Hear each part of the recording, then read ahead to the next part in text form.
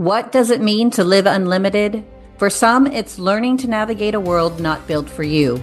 For others, it's discovering that strength isn't found in perfection, it's found in perseverance. The Living Unlimited podcast celebrates life without limits, real stories, raw conversations, and practical wisdom from people living boldly with limb differences. Each episode shines a light on what's possible when we choose courage over comparison and creativity over conformity. Because life isn't about what's missing, it's about what's possible. Welcome back to another podcast episode. We're so excited to have you here. And by we, I mean the amazing, beautiful Jessica Cox and myself, Pauline Victoria. We are so happy that we have even created this podcast. I feel like I want to pat myself on the back if I had hands. What about you? Well, you should. I should just give you a pat on the back with my foot, because if we were only there in person together, not across, you're in Hawaii and I'm in Arizona, but I'll give you a pat on the back when I see you.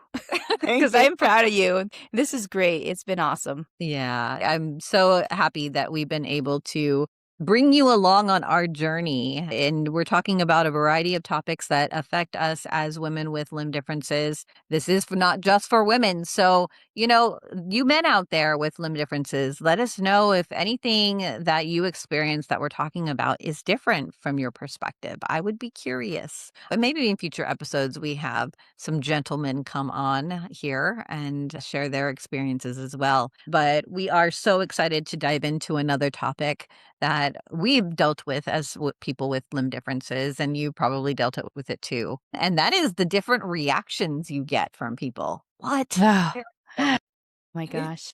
Yeah, you go first, Jessica.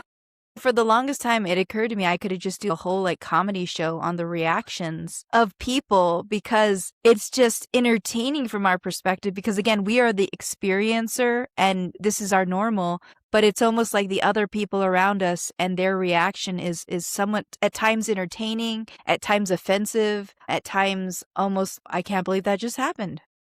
Stunning. But that's our life, and we have to kind of just go with it. And I really want to talk to you, Pauline, about those times that perhaps someone does say something offensive or condescending, or woe is feeling sorry for you, pity, and all the whole gamut of what is the proper way to stand up for ourselves and saying, don't feel sorry for us. Feel sorry for that person who really does need your pity, but not us. Yeah. Does anyone really need pity?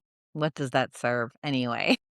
Very good point. Yeah, there have been a variety of things. I think the way I'd love to structure this conversation is taking a variety of things and just kind of riffing back and forth about that experience. So let's start with pity, because that seems to be a very common reaction to us, which is, my gosh, I feel sorry for you, even to the point where some people are crying. Oh, Yeah. Do you have a story of when someone had pity on you? it's something that just pops into my head, and I just want to share it because I grew up pretty religious, and I don't know why this example just popped into my head, but I'm a woman of faith, no doubt, a believer, and just someone who just lives out her faith, and I don't know what would ground me otherwise. I do have a profound family as well, but I think about my faith and how much I turn to it as guidance. And I know one time there was a visiting preacher from somewhere and obviously disability and the perspective of disability. First of all, there are stigmas that exist once you leave the United States and other countries around the world. And as a result of the stigmas that still exist about maybe disability as a curse or something like that, this particular preacher, I remember seeing me in church and pulling me aside and saying, I want to pray for you. And I want to pray. And it was just so passionate in the way that he reacted to my not having arms. And I realized now as an adult, it was because of where he was from, and it was because of the stigma and the perspective of disability in his home country. But I almost felt like, oh my gosh, I need a lot of prayer, I guess. And he took me aside and did this prayer. And as someone who leans on her faith profoundly, it was a little confusing because no one had reacted in that kind of way. And I just didn't know how to react. And then I think about it now as an adult, and I'm like, you know what? I can use as many prayers as I can get. I should not be complaining, because I should just shift the way I saw that. And as a young child, I couldn't in the moment, but I should have just shifted it as like, oh yeah, oh great. Thank you for the extra prayers, because everyone needs prayers no matter who you are. I can use as many as I can get. But in that moment, I didn't know how to deal with it. And I think there are occasions you can agree with me, Pauline, where we're so caught off guard that we don't know what to do. Should we stand up for ourselves and say something that is very, I don't know, just advocating? Or should we just let it be or just drop it or take it and just let it bounce off? It also depends on what kind of mood we're in, right? Do we have the energy? I don't wake up every day. I was feeling a little lethargic earlier. Now I feel really awake after talking to you, Pauline, but I don't always have the energy to speak up for myself. Do you? So when things happen, there's the fight, flight, freeze, or fawn type of reaction. Mm-hmm. And I feel like in a lot of when people react to me a certain way, I'm more in the freeze type of Yes. experience because Uh-huh. I have to gauge, first of all, what's happening here. And so, yeah, what you're alluding to is the pray part, not the pity, not too much of the pity. I guess the prayer part can come from pity, but the pray, yes. I think a lot of people with disabilities, especially limb differences, have experienced this prayer type thing. I know a lot of people with disabilities reject that. They're like, I don't need to be prayed for. And yes, so some people experience a fight reaction to that reaction. So I want to pray for you and they can get angry and fight back and be like, I don't need your prayers. But I'm like you as a believer, I'm like, bring it on. Bring it on. The more people praying for me, the better. Who am I to turn that away? Where I do get a little bit, in my experience, a little bit weirded out and may take on a different reaction other than the freeze is when I've been told by somebody, you don't believe enough and that's why you're not healed. And I'm like, excuse me? And then that's where the fight part wants to come in Mm-hmm. because I'm not fighting for me. I'm fighting for the God that I believe in. That even as a young teenager, wondering why he made me if he doesn't make mistakes this way. And as I've grown and matured in my spiritual journey, I don't know what you believe, but I've come to the conclusion that God says you're wonderfully made and I knew you in the womb even before you were born. And God is not a God of death or sickness or illness and disease. He's a God of goodness. And could the enemy have come and influenced the way I developed in my mother's womb? Possibly.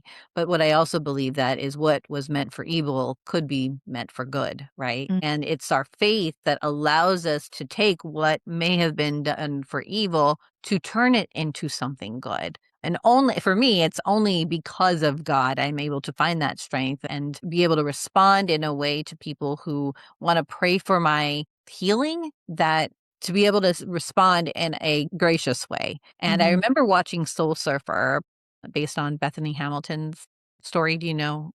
Yes, I do. I know that story. Yeah.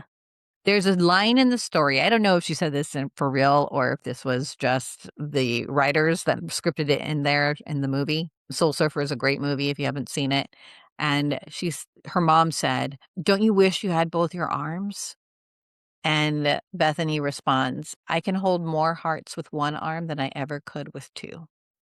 And Oh. that line stuck with me. Uh-huh. And this is what I mean by what was meant for evil could be used for good. Like maybe God didn't form us in this way. Perhaps it was from the enemy to bring down me or bring down my parents or bring down my family, right? Yeah, let them give her up and do all the things. But seeing purpose, you shared in a previous episode. And again, if you haven't binged all our episodes, go back and binge them. They're not that long. But Jessica, you shared in a previous episode where you didn't understand why you were like this and you were pumping gas and this gentleman came up to you and how you shifted his daughter who lost a couple fingers recently and you gave her hope. And so we can use our life for our hope. So I do reject this idea of curing prayer, but I will take any prayer that, so hey, if you feel compelled to put some prayers in the comments for Jessica and I, please do so. We love them all. But we don't need to be cured because we are using our lives for a very specific purpose that we could not fulfill had it not been for this body. So yeah, that's the prayer one. And what about the pity? Have you ever had anyone cry over you? Jeez. Sounds like you have, because there's something I could just see on your face. You got to tell that story now because I'm interested in knowing. I feel like it's happened to me quite a lot. Making grown men cry, But I remember this one time my family, we were in Yosemite because I grew up in California, and we took a day trip to Yosemite. It's a national park, beautiful.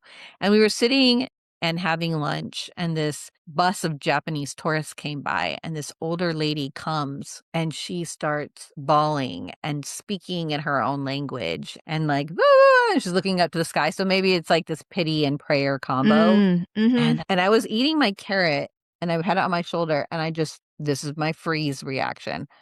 I was 14 years old and I was just like, what do I do? And everyone else froze. My Oh, mom froze, my dad froze, my sister froze, my cousin who was with us visiting froze. Like nobody said anything. And I'm like 14 years old. I'm like, oh, how do I process this? And then she left. And then we had this like nervous laugh. Everyone just started cracking up because what do we do with this? And then I see her from the corner of my eye coming back. And I'm like, "Oh, Mom, she's coming back. She's coming back." And no one knew what to do. And she got back to us and let me know if this has happened to you, this reaction. She gave me money. She oh, gave $10 and then she left. Has anyone given you money? wow. That's not that like explicit where they literally just hand over cash, but people have covered my tab in a restaurant. And I'm not talking about my bar tab. I'm talking about like my meal, like as a kid, and not just once, twice, maybe 3 times. And again, we are at the whim of our own interpretation in that moment. And all I can say is in those situations, all you got to do is turn it into something good. Because in that moment, I realized, wow, well, then I need to return this to someone else, the favor to someone else, because I could have taken that meal and that they covered and take it very offensively, like, oh, did they feel sorry for me? They didn't want to treat me, because you just don't know what that person is going through. And when that particular time happened, I was with my cousin having a meal, and I remember we were just like, we didn't hold out. We got appetizers, drinks, food, everything, dessert. It was like one of those really expensive meals. And the fact that this person stepped in to cover the tab on our whole meal, for me, I didn't know how to think about it, but I thought for myself, what if this very person was just feeling bad and having a bad day, or having a family member that was having a rough time or something like that, and that gesture for them made them feel better, then I'm going to just return this favor and continue this cycle. And that means that the next time I get a chance to cover someone's meal, which I think I did maybe within that same year, I was able to feel that way. So interpretation is a huge thing that we have control of. And while that situation, that is pretty intense, I don't think I've ever had anything quite equivalent to that, Pauline, but there have been times where people do pay for my meals and I'm like, what do I do? And I've learned to just start this as a positive thing and treat someone else to something that they may plan to pay for, but then I come in and step in and do it for them. And you see that happen at grocery stores sometimes, or other times where that happens. And it has nothing to do with a person with a disability. It's just someone who wants to be genuinely nice about something. Well, I've been given money a lot of times.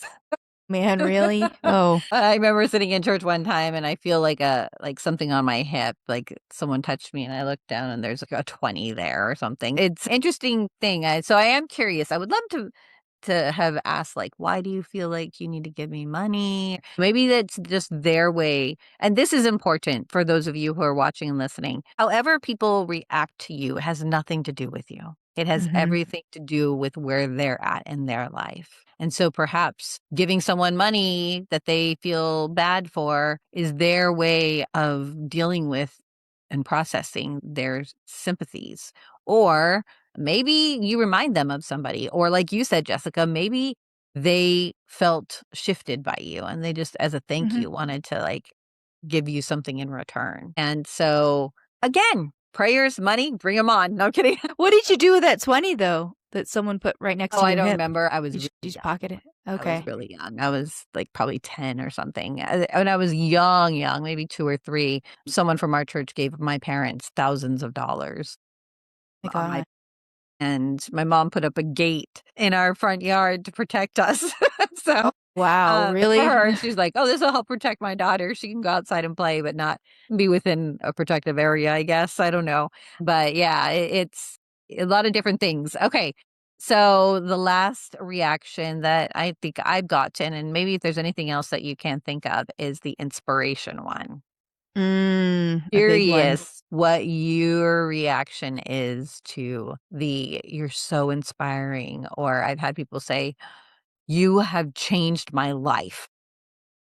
My Oh my gosh. gosh, that's dramatic, and a lot of pressure, but it is something that I've experienced. How about you? It's again part of the package of being so apparently different that it really reaches people on this emotional level. It really just it shakes them sometimes. It shakes their core. And I think about it though, and I think about what that also means for me and professionally what it means is that I almost have this advantage professionally. So I can't really talk bad about those times when someone says that to me when I've chosen an occupation to essentially elevate my difference and use it as an opportunity to help others. With the good comes the bad. And occasionally the condescension is really hard at times. And you know what I'm talking about? Because who wants to be looked at with condescending eyes and treated like like we're less than or something? It's a hard thing to tackle, but I just want to be a constant reminder that we ultimately get to interpret that. And like the saying that Eleanor Roosevelt once said, no one can make you feel inferior without your permission. So if we're a reminder that we can interpret it and take it as we choose, and if we want to feel less than because someone's behavior is condescending, perhaps because they don't realize how condescending it is, it's just something they're used to, or that they were stuck in the moment, they didn't know what to say and they felt like they had to say something or they had to react a certain way, just forgive them and say, I'm going to take this as is. And that's what that constant reminder does for us. It empowers us, I think, to remind us that we are the ones in control of our lives and how we react to it. I know the term inspiration porn that came out and was, I think, created by this woman named Stella and her TED Talk and brought that to the community of the disability people. And I'm curious to hear what your thoughts are on it also. But yeah, go ahead. No, go. You go for it, Pauline, since you're talking about it. Yeah. So inspiration porn is this idea that we're being objectified for the benefit of other people to feel inspired. And so that is what inspiration porn is, if you haven't heard of that concept. And when I first heard this concept, I was like, okay, yeah, that makes sense. It's not my responsibility to have to inspire the world. It's not like why sometimes I just have a bad day and I don't want to have to be inspiring. And so I was like, okay, I can understand this term. And then I came to a place where I really looked at when people say I'm inspiring, it's not like they're consciously saying, oh, this benefits me and it's ill intended, but they are looking at me not necessarily because I live without arms and legs, but because of how I choose to live it with a smile. Most of the time, I'm pretty happy. My temperament is very light and encouraging with people and joyful. And so that's kind of who I bring out in myself when I'm out in public. So when people approach me with that inspiration type of reaction, I tend to now own that. I'm like, you know what? You're right. It is inspiring because not everybody in our position would go through life with a smile on their face anyway. So what I own is not that I'm inspiring because I live without arms and legs. What I own is that how I choose to live, again, in the context of having no arms and legs, is what's inspiring. And I own that. And it empowers me more than it makes me feel used. I love it. Yeah, that's so true. That interpretive piece there of how you've switched it around and used it for empowerment. And I think that's a skill I think we'd love to gift to those out there who maybe feel the same way at some point. But that is part of the package of being different, is that we're always going to have those people who will come up to us. So how do we switch that around so that we can feel energized from those encounters as opposed to drained from those encounters? And just remembering that accountability and the empowerment rests in you and how you choose to react to it. For a while there, for me, I remember I would just try to bounce it right back off of me and say, well, you know what? You could do it too. If someone who saw me and said, oh, it's so inspiring that you're doing that with your feet. I'm like, well, you know what? You could be just as inspiring. You'd be surprised at what you could do too if you were in the same situation. But that takes a lot of words and it takes a lot of energy too to have to always reflect that back to someone else. but we want to be that reminder to others that just because we're different with limbs doesn't mean we're any more inspiring than you are in your life, in your circumstances, in your adversity, and how you've overcome what you've been given, and how you can equally choose to be positive about whatever that challenge is. Absolutely. Yeah, and in a way, I used to do that too a lot, is deflect away from me. Deflect is the word. Yeah. Yes, deflect it. Like, "Oh, like, you can too," or a lot of times I'll say, and I do believe this, "Whatever you see in me also exists in you, because you couldn't recognize it in me if you didn't have it in you." And I don't see it now as a deflecting, I see it as a reflecting. Mm-hmm. Because I do feel like, at least from my experience, I do feel like a walking mirror for people. Our situation will be a catalyst or a disruptor in someone's day, and the reaction is just a reflection of what they feel about themselves, really, right? Like I said in the beginning, this has nothing to do with you, actually. You just Mm-hmm. happen to be the catalyst for that disruption for them. And sometimes, hopefully, that'll help you not take on the weight of other people's reactions. Just if you allow yourself to remember that you're just a reflection, and you don't have to deflect, you can receive it if it's a positive thing, like prayers, money, inspiration, great. You can reframe it for them if it's pity. So if someone feels sad for me, I try to reframe that for them. Like, there's nothing to feel sad about. Like, I'm happy. Like, I drive, I am married. I try to get them to see that there is nothing to be sad about. And so just understand that this is not a weight you have to carry around. Things are going to happen. People, like you said, Jessica, it's part of the package, and you deal with it in the moment and then you let it go. And give some people the benefit of the doubt. Some people are kind of mindless in the things they do. I am occasionally too, where I didn't think that through and I'm like, oh my gosh, why did I just say that? Yeah. So Yes. maybe they said something that was so condescending, it's so hurtful for the person, but it just slipped out of their mouth, right? Yes. Give grace wherever you go. We're all just human, and we're all trying to figure out this human experience together. For some of us, it's a little bit more in our face because we have to deal with it a little bit more. I just want to thank you so much for sharing your experiences, Jessica. Are there any last thoughts you'd like to give as we close out this? I want to circle back here, Yeah. back to that first story you started off with about being there with that woman from Japan with the tourist who came up to you and was just bawling her eyes out and everyone was stunned.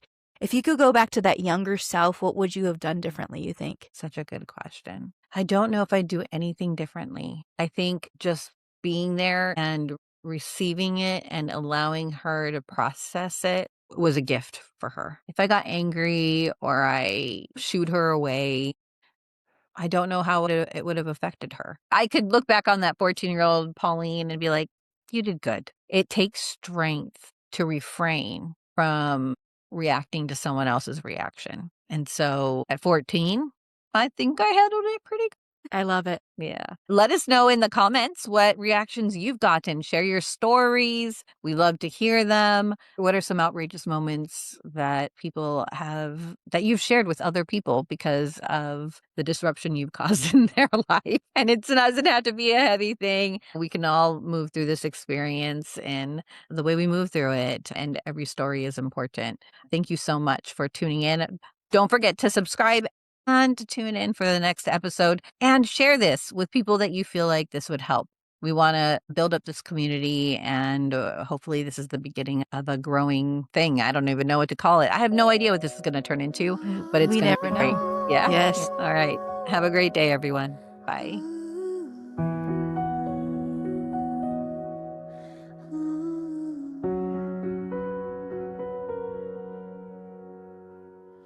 They said there's only one way to live, but we were born to redefine it.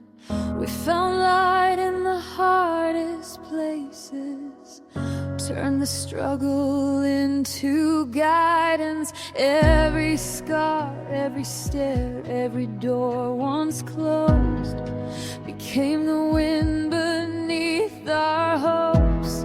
We're not what the world expects to see. We're the proof of